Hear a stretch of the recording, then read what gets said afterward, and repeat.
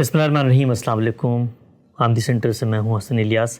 ہماری کوشش ہوتی ہے کہ دنیا بھر میں وہ لوگ جو معاشرے میں اصلاح، خیر، دعوت اور لوگوں کی تربیت کا کام کر رہے ہیں، اگر وہ امریکہ تشریف لائیں، ہماری خوش قسمتی ہے کہ ہمارے سینٹر بھی آئیں اور ہم ان کو مدعو کریں، ان سے پوچھیں کہ جو کچھ وہ معاشرے میں خدمات انجام دے رہے ہیں اس کو آگے پھیلانے میں ہم کیا ان کی مدد کر سکتے ہیں اور خود ان کے کام کی بھی دنیا بھر میں پذیرائی ہو، حوصلہ افزائی ہو۔ اسی سلسلے میں ہمارے اسٹوڈیو میں آج تشریف لائے ہیں جناب پروفیسر ڈاکٹر جاوید اقبال صاحب۔ بڑا معروف نمایاں نام ہے، ہم نے دیکھا ہے گزشتہ کچھ سالوں میں پاکستان نہیں بلکہ عالمی سطح پر اردو بولنے والے، پڑھنے والے پاکستانی ان کو بہت شوق سے، بہت غور سے سنتے ہیں اور بڑی فہم، بصیرت، علم، تدبر پہ مبنی بات کرتے ہیں، اپنی فیلڈ میں رہ کر بات کرتے ہیں، لوگوں کو بتاتے ہیں خود زندگی کے بارے میں، اس کے حقائق کے بارے میں۔ میری خوش قسمتی ہے۔ آغاز کرتے ہیں ڈاکٹر صاحب، بہت شکریہ آپ تشریف لائے، خیریت سے ہیں؟ بہت شکریہ، مہربانی۔ آپ کی ذرا نوازی ہے، آپ نے ہم طالب علموں کو وقت دیا۔ ڈاکٹر صاحب بتائیے گا، غامدی صاحب سے کچھ تعارف ہے آپ کا؟ کب تعارف ہوا اور کچھ ہم لوگوں سے یا ہمارا جو نقطہ نظر ہے اس کے بارے میں کیا رائے ہے آپ کی؟ جی بہت شکریہ۔ میں بہت عرصے سے غامدی صاحب سے متعارف ہوں، اور ان کی شخصیت سے بھی اور ان کے کام سے بھی، اور میں نے ایک طالب علم کے طور پر بہت تفصیل سے ان کو پڑھا ہے۔ اور پھر آج کل کے جو ڈیجیٹل دور میں یہ ایک بڑی سہولت ہو گئی ہے کہ اس کے ذریعے مسلسل آپ رابطے میں رہتے ہیں، تو میں بہت ہی ایک لائل ان کے شاگردوں میں سے ہوں کہ جو میں نے ان کی ساری فکر کو اور پھر میں نے اس کو اپنے طور پر شعوری طور پر سمجھنے کی کوشش کی ہے، اور میں ذاتی طور پر یہ بات سمجھتا ہوں۔ اور ابھی غامدی صاحب سے ملاقات ہوگی، اور بہت بہت شکریہ کہ آپ نے اس کا اہتمام کیا۔ اور میں آپ سے جیسے ابھی آف کیمرہ کہہ رہا تھا کہ بڑا اللہ کا احسان ہے کہ آپ سے پہلے ملاقات ہو گئی۔ جو غامدی صاحب کے بارے میں جو وہ باتیں جو تعریف کے ضمن میں آتی ہیں تو مجھے ان کے سامنے بولتے ہوئے ذرا جھجک ہوتی۔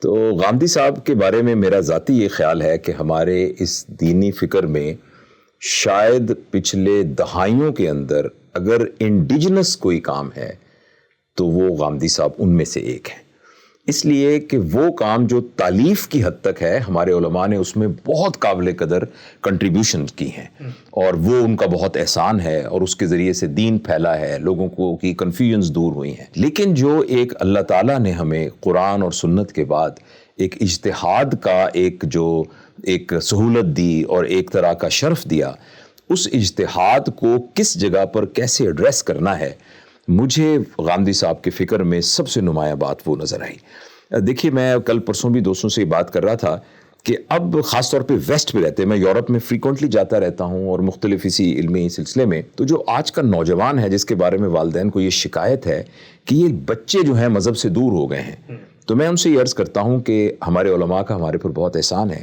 کہ انہوں نے ہمیں بتاتے ہیں کہ وضو کے کتنے فرض ہیں اور غسل کے کتنے فرض ہیں، تیمم کے کیا طریقہ ہے، اور اس طریقے سے کس جگہ پر آپ نے ہاتھ باندھنے ہیں، کس جگہ ہاتھ نہیں، وغیرہ وغیرہ۔ لیکن جو آج کا نوجوان ہے وہ تمام یہ باتیں گوگل سے اور ادھر سے بھی سرچ کر سکتا ہے۔ اس وقت جدید نوجوان اور خاص طور پر مغرب کا تعلیم یافتہ مسلمان نوجوان اور اچھا مسلمان نوجوان، یعنی باغی نہیں، اس کا پرابلم یہ ہے کہ مذہب مجھے یہ بتائے کہ ہومو سیکسویلٹی کے بارے میں مذہب کیا کہتا ہے۔ یہاں دین عالم جو علماء ہیں ان کی ذمہ داری یہ ہے کہ اب وہ اس کے لیے جو اس نبوی سوچ اور نبوی پرنسپلز کے اندر، اس امبریلا کے اندر رہتے ہوئے، قرآن اور سنت کی امبریلا میں رہتے ہوئے، اس کا ہمارے پاس کیا جواب ہے۔ گلوبل وارمنگ کے بارے میں ایک نوجوان جو دیندار نوجوان ویسٹ کا ہے، وہ یہ جاننا چاہتا ہے کہ دین اس کی کیا مدد کر سکتا ہے۔ پچھلے دنوں ایک صاحب نے کہا کہ انہوں نے اسٹیم سیل سے ایک گوشت کا ٹکڑا بنا لیا ہے، اور اس کی پوری کمپوزیشن زبردست پروٹین ہے جس میں فیٹ بالکل نہیں ہے، اور وہ بہت جلدی کمرشلی اویلیبل ہو جائے گا۔ اب آج کا نوجوان یہ پوچھنا چاہے گا علماء سے، اور یہ باغی نوجوان نہیں ہے، یہ الہاد والا نوجوان نہیں، یہ کہتا ہے یہ میں گوشت بازار سے خریدنا چاہتا ہوں، اس کے اوپر بسم اللہ اللہ اکبر پڑھ کے چھری نہیں پھیری گئی، مجھے بتائیے یہ حلال ہے یا حرام؟ تو بتائیے اس میں، مثلا میں وہاں گلاسکو میں تھا، تو وہاں ایک تقریب میں اسی طرح تو ایک خاتون نے پوچھا کھڑے ہو کے کہ میں آپ سے ایک سوال پوچھنا چاہتی ہوں، آپ برا تو نہیں منائیں گے؟ میں کہا میں برا اس لیے نہیں مناؤں گا کیونکہ میرے پاس یہ سہولت میسر ہے کہ اگر مجھے جواب نہ آتا ہوا تو میں کہوں گا مجھے نہیں جواب آتا، تو اس لیے میں، انہوں نے کہا دیکھیں یہاں ایک نا سپرم بینک شروع ہو گئی ہے، اس میں ایک لڑکی ہے، اور وہ کسی مرد سے اس کا کوئی تعلق نہیں, وہ بے حیا نہیں ہے, وہ بدکاری نہیں کرتی, لیکن وہ ماں بننا چاہتی ہے اور اس کو ایک سہولت ہے کہ سپرم بیمس کے وہ سے وہ لے سکتی ہے. تو اس نے تو کسی قسم کو کوئی گناہ ان ٹرمز میں جس کے اندر ایک بدکاری اور اس میں آتا ہو. تو اب مجھے بتائیے یہ بچہ حلال ہوگا یا حرام؟ اب یہ اتنا مشکل سوال تھا تو میں نے اس کو معذرت کی, میں کہا میں اس کو شرعی طور پر نہیں کر سکتا.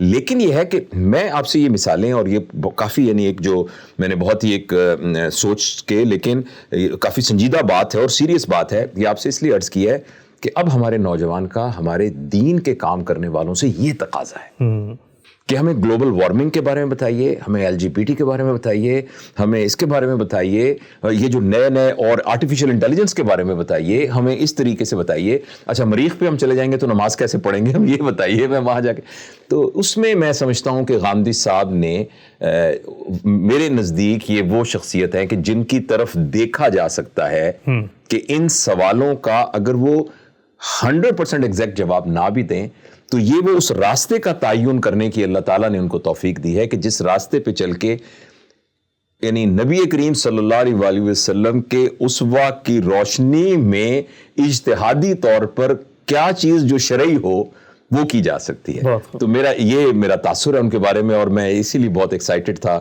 ان سے ملنے کے لیے اور ان سے بات کرنے کے لیے. ڈاکٹر صاحب بالکل بڑی اہم بات آپ نے کی ہے کہ اللہ کا جو دین ہے اس کو اپنے عہد سے جب تک آپ ریلیٹ نہیں کریں گے اور اس کی جو افادیت آپ کے عملی مسائل میں ہے اس کو ثابت نہیں کریں گے تو وہ دین محض ایک فلسفہ, ایک قصہ تو بن کے رہ جائے گا, لیکن وہ آپ کی زندگی کا نظریہ اور آدرش نہیں بنے گا. چند اور پہلو میں ڈاکٹر صاحب سے پوچھنا چاہتا ہوں. آپ خود جو خدمت انجام دے رہے ہیں, ہم یہ دیکھتے ہیں دنیا بھر میں لاکھوں نہیں کروڑوں لوگ اب آپ کو سنتے ہیں, اور اس میں جو میں نے ایک چیز نمایاں دیکھی وہ یہ تھی کہ رواداری, تحمل اور اختلاف کو کرنے کے آداب اور اختلاف میں جینے کا قرینہ پیدا کرنا. آپ نے بھی ایک بات فرمائی کہ آپ غامدی صاحب سے متاثر ہیں. دنیا بھر میں کوئی بھی شخص یہ جب بات سنے گا نا تو اس کے ذہن میں ہمیشہ یہ بات آئے گی غامدی صاحب سے متاثر ہونے کا ہرگز یہ مطلب نہیں ہے کہ ان کی جتنی آراء ہیں ان کو آپ لازماً قبول کر لیں. یعنی یہ واحد شخصیت ہے کہ جن سے آپ اختلاف کرتے ہوئے بھی ایفیلیٹ ہو سکتے ہیں. آپ بھی کہہ سکتے ہیں جی میں غامدی صاحب سے بہت متاثر ہوں لیکن مجھے ان کی آراء سے اتفاق نہیں ہے. پوچھنا میں آپ سے چاہتا ہوں کہ اس کی کتنی ضرورت ہے ہمارے معاشرے میں کہ ہم دنیا کو یہ بتائیں کہ بھائی انسان ہے, غور و فکر کرتا ہے, اس سے اختلاف بھی پیدا ہوتے ہیں, یہ اختلاف ایک نیچرل چیز ہے, اس کے اندر جینا ہم نے سیکھنا ہے. ہم نے دیکھا مذہبی علماء آپس میں دست و گریباں ہو جاتے ہیں, اور مذہبی علماء کے عام طور پہ بھی ہمارے ملک میں جو حالت ہے. تو اختلاف کے بارے میں خود جو غامدی صاحب کی تعلیمات ہیں, ان کا اسوہ ہے, اس قوم میں انہوں نے 50 سال کام کیا ہے, کیسے دیکھتے ہیں آپ اس کو؟ جی میں سمجھتا ہوں کہ اگر مجھے کوئی یہ کہے بالکل ایز اے نیوٹرل پرسن جو کہ غامدی صاحب کی علمی جتنی بھی ان کی خدمات ہیں وہ ان سے واقف نہ بھی ہو, اور ایک نیوٹرل آدمی یہ کہے کہ غامدی صاحب کی صفات میں سے سب سے بڑی صفت کیا ہے, تو میں کہوں گا ان سے یہ سیکھا جا سکتا ہے کہ کس قدر احترام سے اختلاف کیا جا سکتا ہے, اور جو آداب اختلاف ہے جس میں آپ اس بات کے بارے میں اپنی بات ان کی بات کا احترام کرتے ہوئے اپنی بات ان کے سامنے رکھتے ہیں مگر اس شخصیت کے بارے میں ججمنٹل نہیں ہوتے, یہ غامدی صاحب سے میں نے سیکھنے کے پروسیس میں ہوں. مثلا جیسے میں نے آپ سے عرض کیا تھا کہ انہوں نے ایک جگہ پر بات کی غلام احمد پرویز صاحب کے بارے میں, اور انہوں نے کہا کہ مجھے عربی زبان کو انہوں نے ایک عرب لوگوں کی زبان کی بجائے اپنے گھر کی زبان بنا دی, ان کے الفاظ میں تو اپنی گھر کی زبان بنا دی, اور انہوں نے جو اس کے ساتھ سلوک کیا اور اس کے جو معنی نکال کے پھر آگے اس کی تعویل کی, اس پر مجھے بہت شدید اختلاف ہے. لیکن ان کی اس نیت پر کہ وہ قرآن کی خدمت کرنا چاہتے تھے, اس نیت پر میں ان کی بہت قدر کرتا ہوں, اور وہ اللہ جانتا ہے کہ اس نیت پر اللہ ان کو کیا اجر دے گا. تو یہ ایک بہت وصف ہے, اور میرا خیال ہے کہ غامدی صاحب سے جہاں اور علمی باتیں لوگ سیکھ سکتے ہیں وہ یہ والا جو میں نے کئی دفعہ دیکھا ہے ان کی پرانی ویڈیوز میں بھی, کہ جس میں بھی ایک خاتون بہت ہی انہوں نے ایک سختی سے بات کی اور ایک ایسی بات کی کہ جس کو عام زبان میں کہا جاتا ہے کہ کسی کی بے عزتی کرنے کی کوشش کی, لیکن جس تحمل سے غامدی صاحب نے اس کو ایک جس کو ہم ٹیکنیکلی کہیں ایموشنل انٹیلیجنس کی ایکسٹریم, اور یہ ایموشنل انٹیلیجنس پرسنالٹی کریکٹر نہیں ہے. جیسے ایئر ہوسٹس ہوتی ہے نا, آپ کو جاتی what would you like to have, پھر ایک دم اس کا چہرہ ایسے ہوتا ہے, وہ جو ایک ایئر ہوسٹس مسکراہٹ ہوتی ہے نا, جس کو ہم کہتے ہیں پرسنالٹی کریکٹر, بزنس ایتھکس. ہاں نہیں, پرسنالٹی کریکٹر. دیکھیں نا, کچھ کاموں میں آپ کی پرسنالٹی ویسی ہونی چاہیے. اب جو ہوٹل کا ویٹر ہے وہ کس بات کرے گا. اور ایک ہوتا ہے انڈیویجولیٹی, ایک پرسنالٹی ایک انڈیویجولیٹی ہے. انڈیویجولیٹی وہ ہے کہ آپ ہر حال میں ہی ویسے ہوں گے. تو یہ کہ جو غامدی صاحب کے جو ان کی جو سارے سلسلے میں میرے خیال میں یہ تمام چیزیں ان کو میں چونکہ ڈاکٹر ہوئی ٹائم ان کے نیورون کا حصہ بن چکی ہیں, ان کے مزاج کا حصہ بن چکی ہیں, ان کی ایک طبیعت کا ایک سرشت بن چکی ہے. تو اللہ تعالیٰ ان کی زندگی میں برکت دے.